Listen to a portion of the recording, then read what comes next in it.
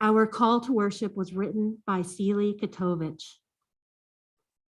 Spirit of life and death, thou who art as present to us in our suffering as in our well-being, abide with us in this permeable time between dusk and dark.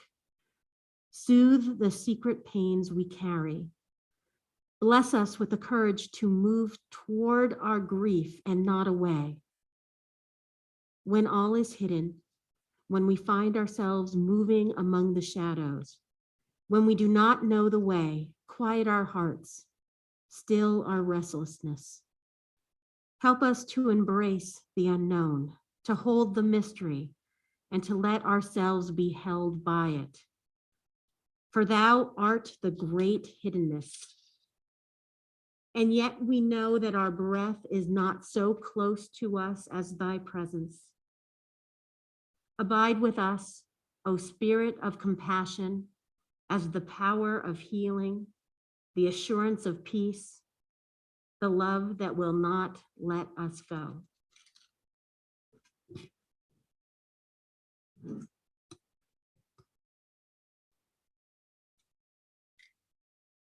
Then came the day of unleavened bread, on which the Passover lamb had to be sacrificed. Jesus sent Peter and John, saying, "Go and make preparations for us to eat the Passover."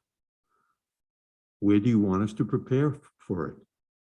they answered. He replied, "As you enter the city, a man carrying a jar of water will meet you. Follow him to the house that he enters, and say to the owner of the house, 'The teacher asks, where is the guest room where I may eat the Passover with my disciples?' He will show you a large upper room, all furnished. Make preparations there."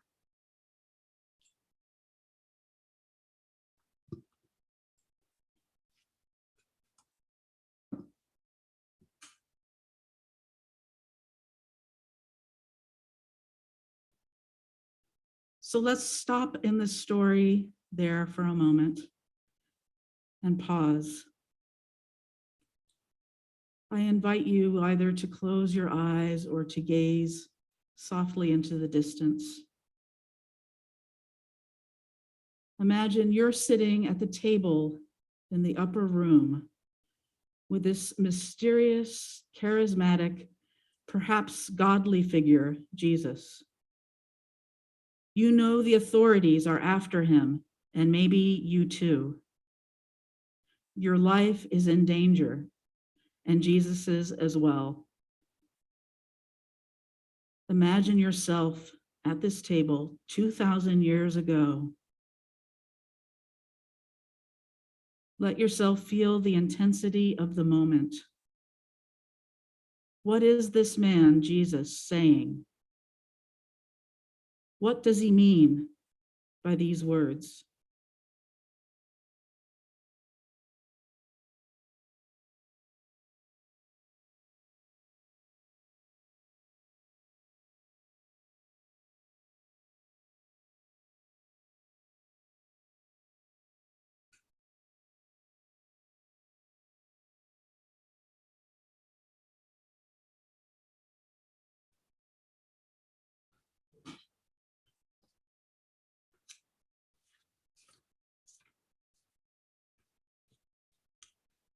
We graciously acknowledge the commonality and distinctions we embody. As multitude of grain are gathered to make bread, and much fruit is mixed to create wine and juice, so we who are many, coming from diverse places and viewpoints, recognize our oneness in this ritual meal. Blessed are you, Spirit of goodness. Through you, we have this bread and juice to sustain us, which the earth has given and our human hands have made. May they become for us spiritual food and drink, expressing our joys and tears, our visions and dreams. The Lord's Supper is eaten in remembrance of and in thanksgiving for the life of Jesus. Today, We revere the universal themes in these traditions that serve as a foundation for our observance of this communion: survival, fear of the unknown, bargaining, freedom from tyranny, sacrifice, appreciation, helplessness, the existential search for meaning, love, our dependence on the earth, the need for nurture, and the marvelous cycle of birth, death, and life renewed. Source of all holiness, take the dry bread of mundane subsistence and transform it into a splendid banquet. Take the crushed grapes of despair and turn them into the juice of feasting. Bring order out of chaos, rays of light into our dark season, and soundness to our broken places. May the timeless nature of their deep message touch, cleanse, refine, and enliven you.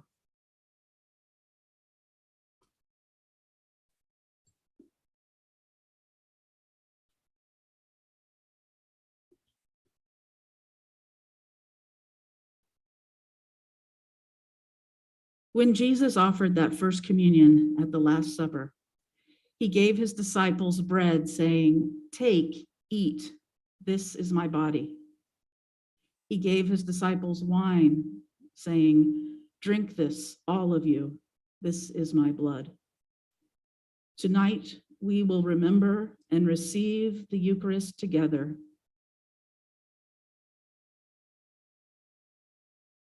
Our deacons will make preparations.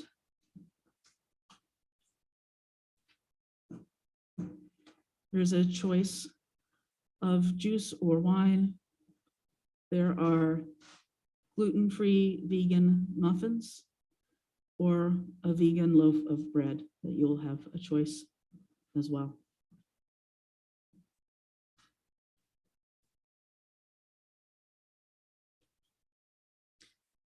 For those of you with us virtually, go ahead and get your juice or wine and bread ready.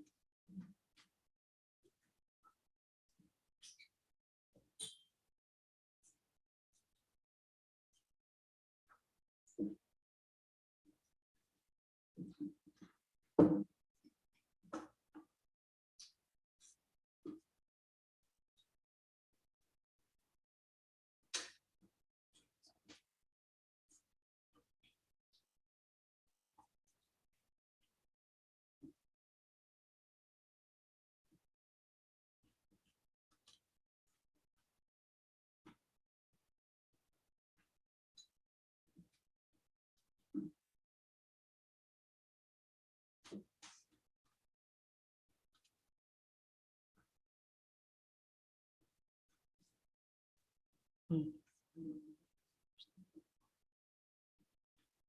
No, wait.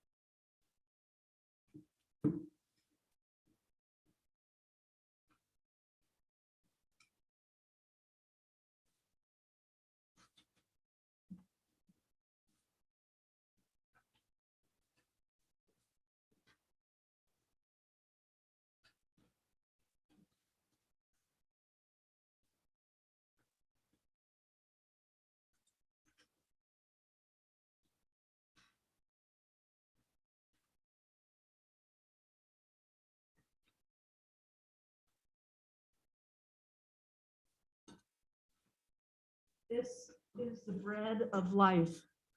Eat it in remembrance of all that is holy.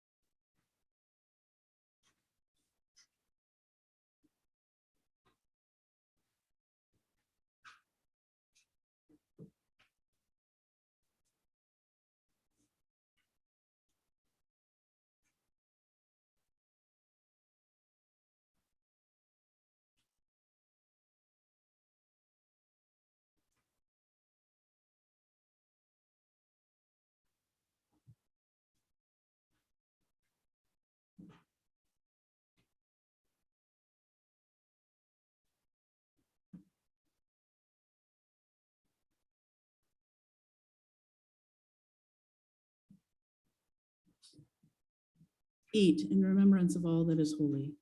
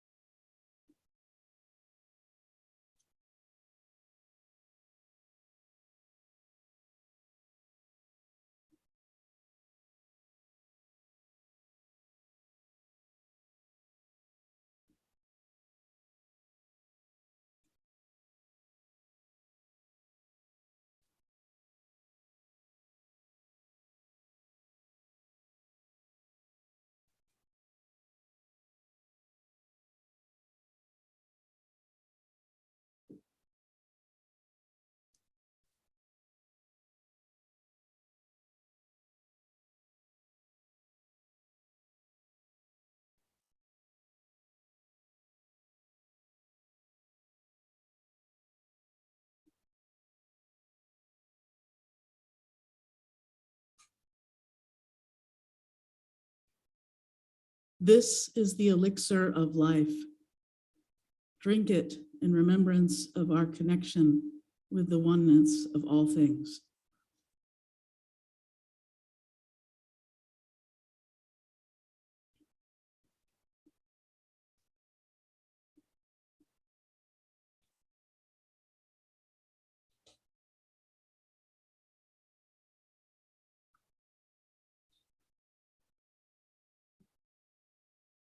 And yet, the primary mandate that Jesus gave at the Last Supper was not to take communion in remembrance of himself and all that is holy. His primary mandate was this, the love mandate. I give you a new commandment, that you love one another, just as I have loved you. You also should love one another.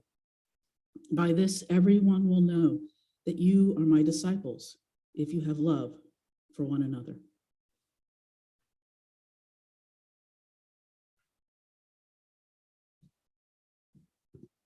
In thankfulness, let us offer praise for the provisions of the universe we have enjoyed. May we, with all creation, dedicate ourselves with integrity to the completion of our calling. May we enter the fellowship that is both matter and spirit, human and divine, time-bound and everlasting. Blessed be, and amen.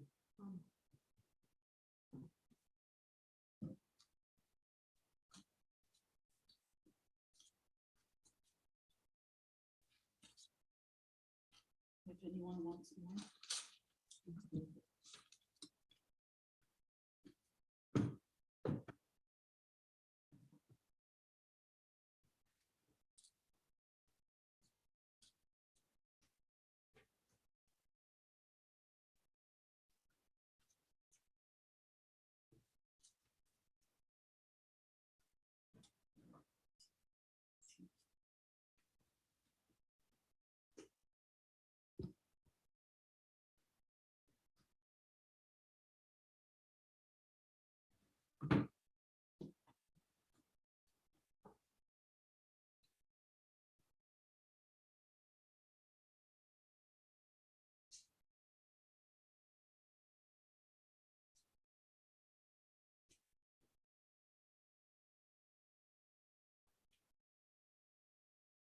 Second part of the service is the Tenebrae. Tenebrae is the Latin word meaning darkness.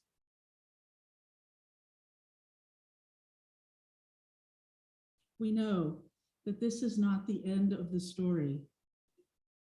Yes, Jesus and his disciples shared in the breaking of the bread and the drinking of the fruit of the vine. But there were further betrayals ahead for Jesus, as well as suffering. Together, we remember the events that followed the meal now known as the Last Supper. Tenebrae is a traditional ceremony for many Christians. We will share the story and enter into darkness and a time of contemplation. The agony of the Spirit.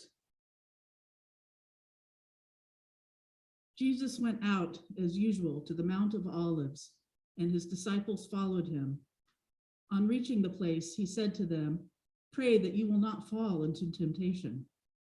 He withdrew about a stone's throw beyond them, knelt down and prayed, "Father, if you are willing, take this cup from me, yet not my will, but yours be done." An angel from heaven appeared to him and strengthened him. And being in anguish, he prayed more earnestly, and his sweat was like drops of blood falling to the ground. When he rose from prayer and went back to his disciples, he found them asleep, exhausted from sorrow. "Why are you sleeping?" he asked them. "Get up and pray so that you will not fall into temptation."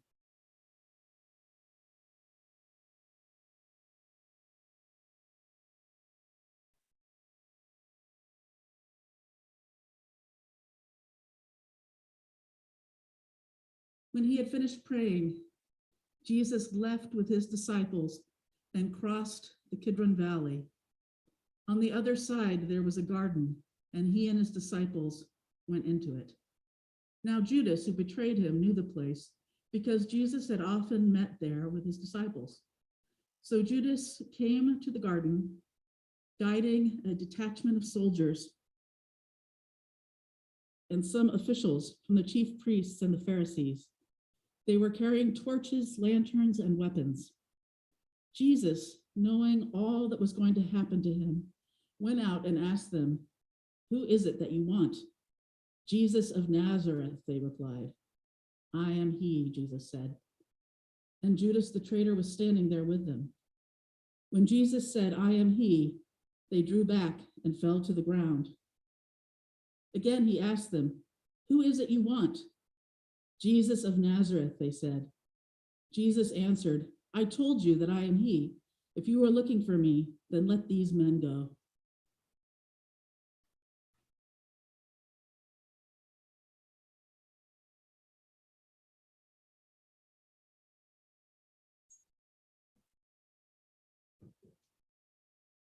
Now Peter was sitting out in the courtyard, and a servant girl came to him. "You also were with Jesus of Galilee," she said. But he denied it before all of them. "I don't know what you're talking about," he said. Then he went out to the gateway, where another servant girl saw him and said to the people there, "This fellow was with Jesus of Nazareth." He denied it again with an oath. "I don't know the man."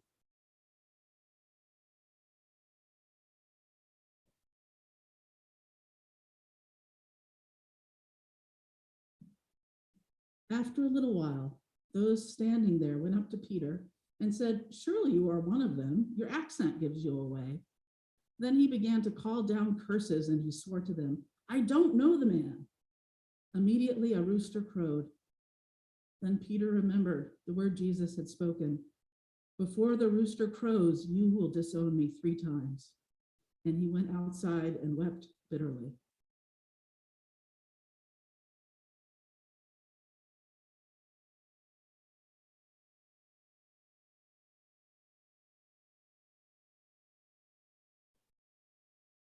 Then one of the 12, the one called Judas Iscariot, went to the chief priests and asked, "What are you willing to give me if I deliver him over to you?" So they counted out for him 30 pieces of silver. From then on, Judas watched for an opportunity to hand him over.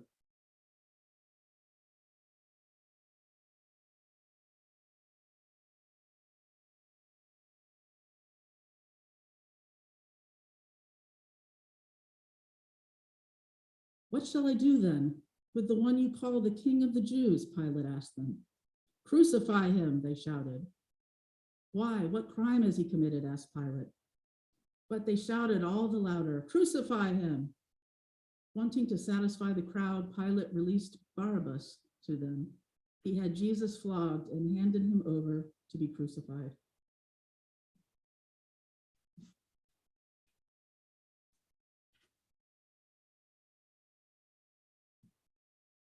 The soldiers led Jesus away into the palace and called together the whole company of soldiers. They put a purple robe on him, then twisted together a crown of thorns and set it on him. And they began to call out to him, "Hail, King of the Jews!" Again and again they struck him on the head with a staff and spit on him. Falling on their knees, they paid homage to him. And when they had mocked him, they took off the purple robe and put his own clothes on him. Then they led him out to crucify him.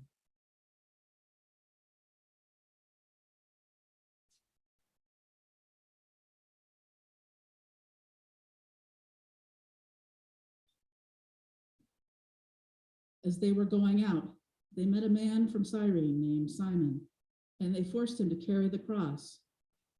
They came to a place called Golgotha, which means the place of the skull. There they offered Jesus wine to drink, mixed with gall, but after tasting it, he refused to drink it. When they had crucified him, they divided up his clothes by casting lots. And sitting down, they kept watch over him there. Above his head, they placed the written charge against him. "This is Jesus, the King of the Jews."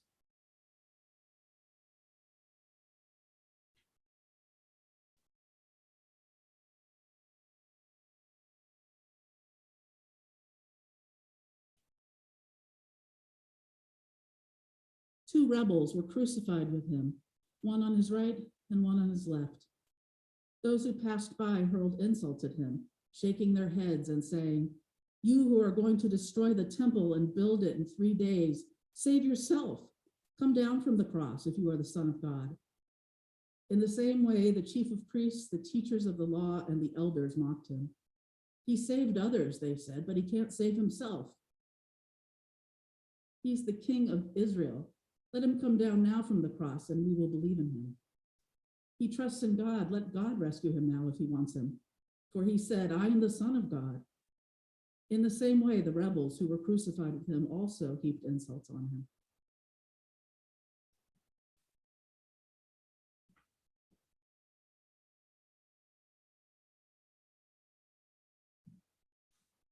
It was now about noon, and darkness came over the whole land until 3 p.m, for the sun stopped shining. When the curtain of the temple was torn in two, Jesus called out with a loud voice, "Father, into your hands I commit my spirit." When he had said this, he breathed his last. The centurion, seeing what had happened, praised God and said, "Surely this was a righteous man." When all the people who had gathered to witness this sight saw what took place, they beat their breasts and went away. But all those who knew him, including the women who had followed him from Galilee, stood at a distance watching these things.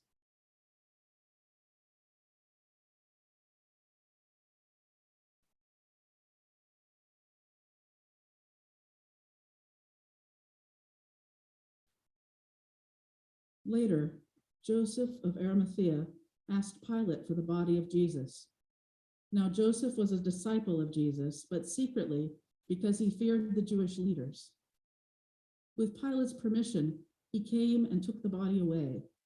He was accompanied by Nicodemus, the man who had earlier visited Jesus at night. Nicodemus brought a mixture of myrrh and aloes, about 75 pounds.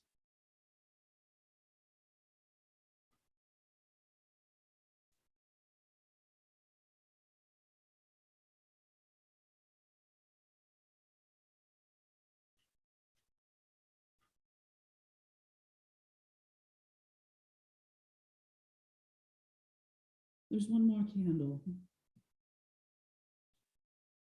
After that candle is doused, I will take the remaining light away. And you are invited in the darkness to contemplate what you have heard.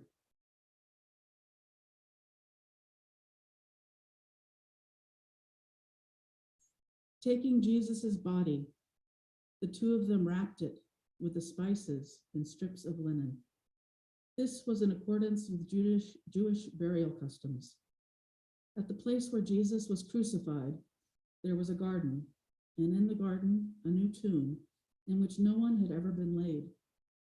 Because it was the Jewish day of preparation, and since the tomb was nearby, they laid Jesus there.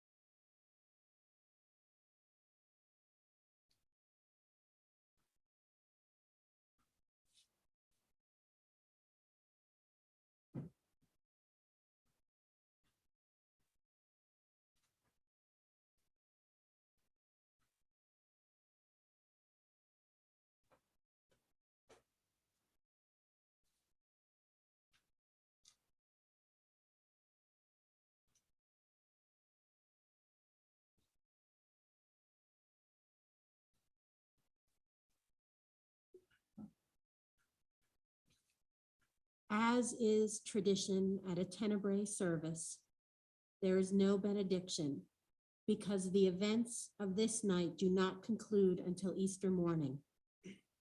We hope to see you on Sunday. Please depart in silence. Go in peace.